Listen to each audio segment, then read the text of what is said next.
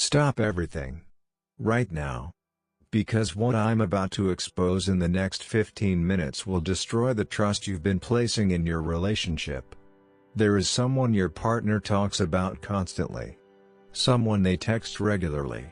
Someone they defend aggressively. Someone they claim as just a friend or like a sibling. Someone whose name comes up in almost every conversation. Someone who seems to know more about your partner's life than you do. You've been told you're overreacting. You've been told you're insecure. You've been told you're jealous and controlling for even questioning this friendship. But your spirit has been screaming warnings that your mind keeps dismissing. That uncomfortable feeling when they mention this person's name? That's not insecurity, that's discernment. That knot in your stomach when they laugh at this person's texts? That's not jealousy, that's your intuition detecting deception. By the end of this message, you will discover that your partner's best friend isn't just a friend at all. They are actually your partner's identity will be revealed at the perfect moment. And when the truth unfolds, every strange interaction, every defended boundary, every dismissed concern will suddenly make devastating sense. This revelation will either save your relationship by exposing the threat before it destroys you, or it will free you from a relationship that was already compromised. Either way, the truth you're about to receive is mercy, painful mercy, but mercy nonetheless. Before we expose this so-called best friend, you must do 3 things immediately. Like this video right now to activate discernment over your relationship. Subscribe and turn on notifications because what comes after this exposure requires continued guidance. Type "expose the truth" in the comments, declare you're ready to see what's been hidden. Stay until the final second because after the reveal, I will direct you to a second video, the friendship test, how to know if they're crossing the line, specific boundaries that protect relationships from emotional affairs. Section 1, the signs you've been ignoring. Let me describe what's been happening, and you tell me if this feels disturbingly familiar. The excessive communication. Your partner talks to this best friend more than they talk to you. Morning texts before they even greet you. Late night conversations after you've gone to bed. Inside jokes you're not part of. Constant notifications that light up their phone. When you're together, they're distracted by messages from this person. When you ask what's so funny, they say you wouldn't get it or it's an inside thing. The Quran teaches in Surah An-Nisa about maintaining appropriate boundaries, and cooperate in righteousness and piety, but do not cooperate in sin and aggression. Emotional intimacy with someone outside your committed relationship is a boundary violation, even if it's not physical, yet the defensive reactions. Watch what happens when you express discomfort about this friendship. Your partner becomes immediately defensive. Why are you so insecure? You're being ridiculous, they're just a friend. I can't believe you don't trust me. If you make me choose between you and my friend, that's toxic. Not everyone is trying to get with me. Notice they make you the problem. They flip the script so you're defending your concerns instead of them explaining their behavior. This is classic manipulation, making you feel guilty for having legitimate boundaries. The comparison trap. Your partner compares you to this best friend, sometimes subtly, sometimes openly. They understand me in ways you don't. They don't get upset about little things like you do. They're so easy to talk to, implying you're difficult. They support my dreams, implying you don't. We just have this connection. Every comparison is a betrayal. Your partner is creating a measuring stick where you'll always fall short because they're building an idealized fantasy with this person who doesn't have to deal with the realities of daily partnership. The priority shift. Notice who gets priority time, emotional energy, and attention. When something good happens to your partner, who do they tell first? When they're upset, who do they call? When they're making decisions, whose opinion matters most? When they're planning their week, whose schedule do they work around? If the answer is consistently this best friend and not you, their actual partner, then you're not in a relationship. You're a placeholder while they have an emotional affair with someone else. The physical boundaries are eroding. You've noticed physical comfort between them that feels inappropriate. Hugs that last too long. Sitting too close when you're all together. Touching each other's arms, shoulders, or face during conversations. Private conversations in corners at gatherings. Sharing food or drinks in intimate ways. Wearing each other's clothes or accessories. Each of these individually might seem innocent. Together, they paint a picture of two people who are physically comfortable with each other in ways that threaten your relationship. The secret meetings.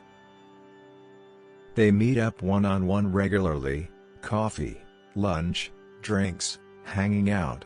Sometimes your partner tells you. Sometimes you find out accidentally. When confronted, they say, "It was last minute, I didn't think to mention it.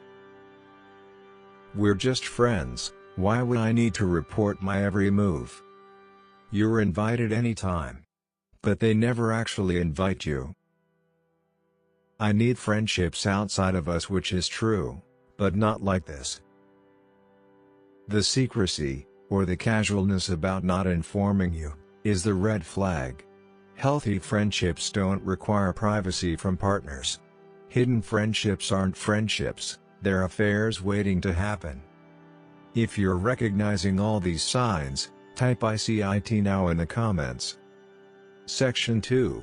What's really happening? Now let me reveal the truth about what this best friend relationship actually is. Because it's not what your partner claims. The emotional affair. This is the most common reality. Your partner is having an emotional affair. They haven't crossed physical lines yet, or so they claim. But they've already betrayed you emotionally. They're sharing intimacy, vulnerability, and emotional energy that belongs in your relationship with this person instead. The Prophet Muhammad, peace be upon him, taught about protecting the boundaries of relationships. When a man and woman are alone together, he said, the third one present is Satan. This acknowledges the spiritual danger of intimate opposite-sex friendships when there's no protective accountability. Key markers of emotional affairs. They tell this person things they don't tell you. They seek this person's comfort before yours.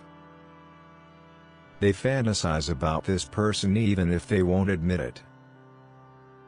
They prioritize this person's feelings over yours. They get excited about seeing this person in ways they no longer get excited about you. The backup plan. Your partner is keeping this best friend close as a backup option. If your relationship ends, they have someone lined up. They're not fully committed to you because they're keeping one foot out the door with this person. They're emotionally hedging their bets. This is why they defend the friendship so aggressively, because ending it would mean losing their safety net. They can't fully invest in you because they're still investing in the possibility of them. The active affair.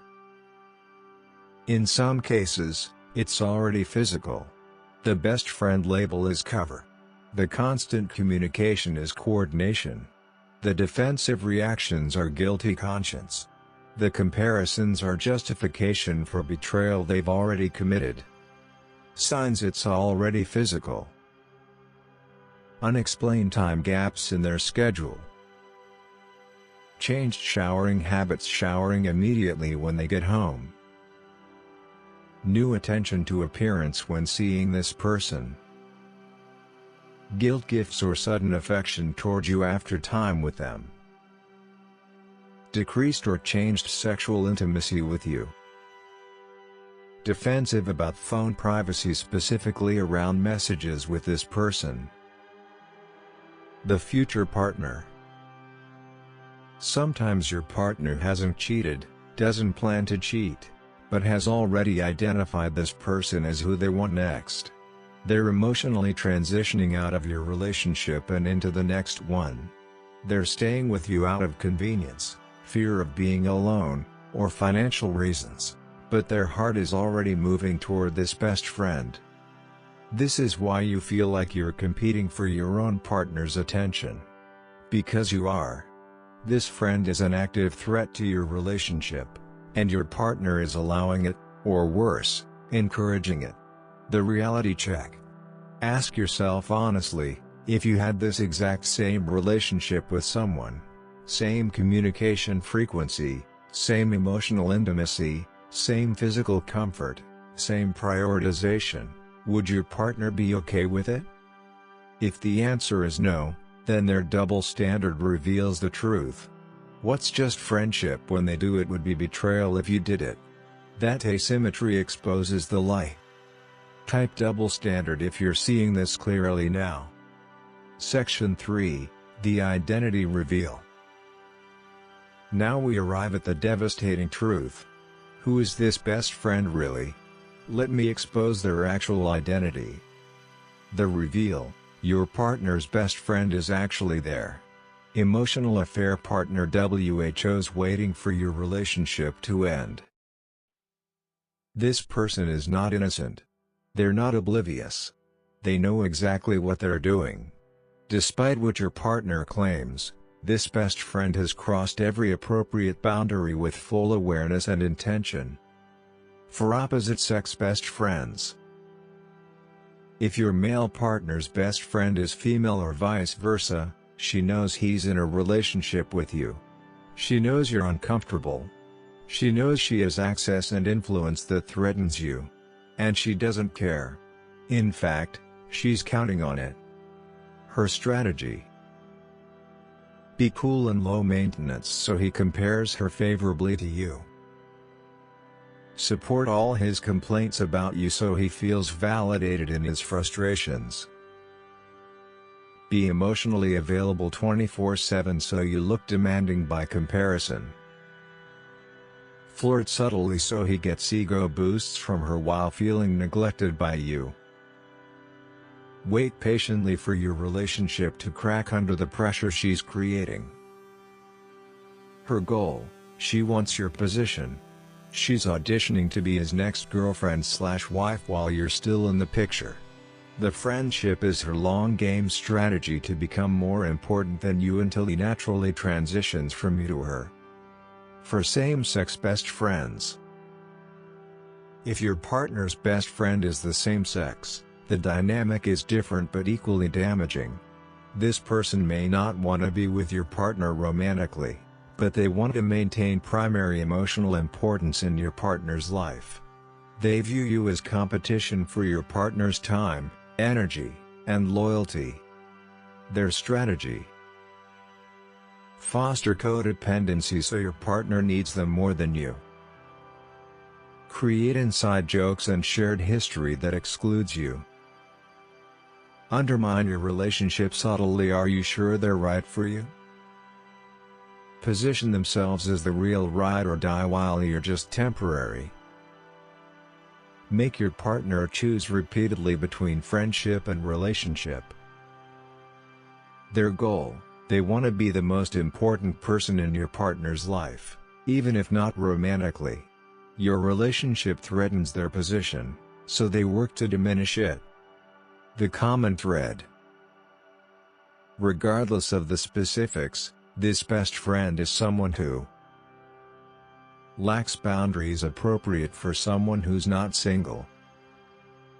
Enjoys the power of having access to someone else's partner. Feels superior to you because they have something with your partner you don't. Is waiting for opportunity, either for your relationship to end or for a moment of weakness. The most painful part: your partner allows this. Maybe even encourages it. Because the attention feels good. The option feels safe. The ego boost is addictive. The emotional intimacy fills gaps instead of working on your relationship. The fantasy is easier than the reality of commitment. Your partner's best friend couldn't have this level of access if your partner wasn't giving it to them. This person is only the symptom. Your partner's willingness to prioritize them over you is the disease. If you now see this best friend for who they really are, type "I see the thread" in the comments. Section 4, the Confrontation Protocol. Now that you know the truth, here's exactly what to do. This is your confrontation protocol. Step 1. Gather evidence quietly. Before you confront, document what you've observed. Screenshot excessive messages if you have access. Note times they communicate, especially late night/early morning. Document instances where this person was prioritized over you. Record defensive reactions you've received when expressing concern. Write down comparisons your partner has made. This isn't about being sneaky, it's about protecting yourself from gaslighting during confrontation. When they say you're exaggerating, you'll have evidence. Step 2. Pray for clarity and strength. Before the conversation, pray. Allah, give me wisdom to speak truth without anger. Give me strength to hear truth without crumbling. Give me clarity to know if this relationship can be saved or should be ended. Guide my words and guard my heart. The Quran promises in Surah Ash-Shar, indeed, with hardship comes ease. This confrontation is your hardship. Clarity and peace will be your ease. Step 3. Have the conversation. Choose a calm moment, not in the heat of an argument. Say, "I need to talk to you about best friend's name. I've been observing your relationship with them, and I'm no longer comfortable. The level of emotional intimacy, the prioritization, the defensive reactions when I express concern, all of it tells me boundaries are being crossed.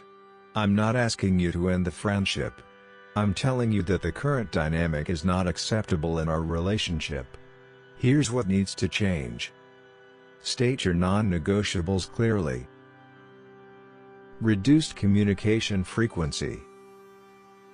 No more one-on-one meetings without you being informed first. You need to be included. Sometimes healthy friendships welcome partners. Transparency about conversations. You're not asking to read everything, but no secretiveness. Willingness to prioritize your discomfort over this friendship. Step 4. Watch their response. Their response tells you everything.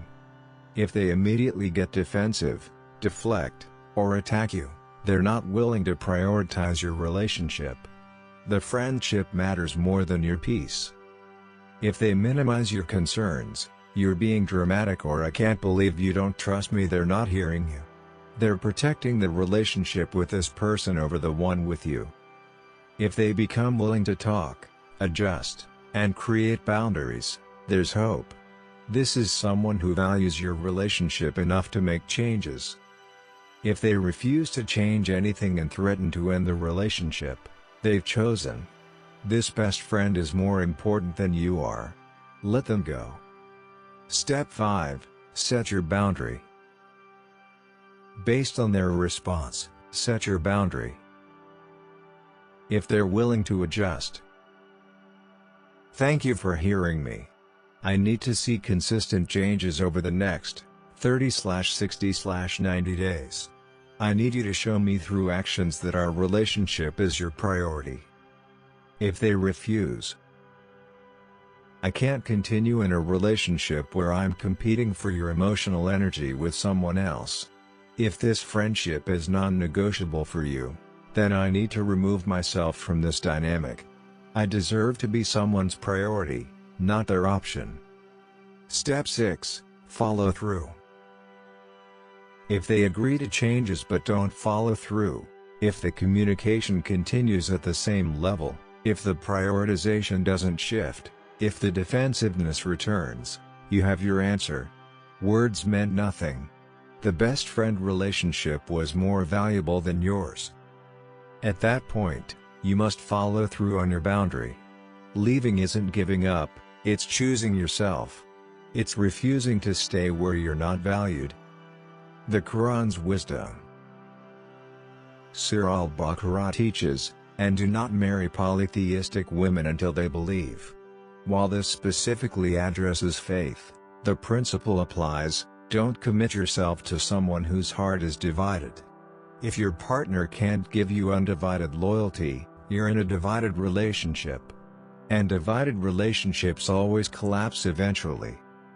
Type "I'm setting boundaries" if you're ready to have this conversation. Closing bridge. Your partner's best friend is not just a friend. They're an emotional affair partner, a backup plan, an active threat, or a future replacement. Your discomfort wasn't insecurity, it was discernment. Your concerns weren't controlling, they were protective. Now you must decide: will you tolerate this divided loyalty, or will you demand the undivided commitment you deserve? There's a second video on my channel you must watch, The Friendship Test, 7 questions that reveal if they're crossing the line. It gives you specific diagnostic questions to determine if friendships in your relationship are healthy or harmful. Click my channel now. Find that video. Watch it before you have the confrontation. You need the tools to articulate what's wrong and what needs to change. Final engagement. Type "Amen" if you believe you deserve a partner whose loyalty isn't divided. Subscribe for continued relationship wisdom. Share this with someone who's been told they're too jealous for having legitimate concerns. You're not crazy. You're not insecure. You're not controlling. You're discerning. And that discernment is protecting you from a relationship that doesn't honor you. Trust what you're sensing. Speak what you're seeing. And require what you deserve: priority, loyalty, and respect. Go watch that second video now. Your relationship clarity depends on it. Type "I'm setting boundaries" and watch the second video now.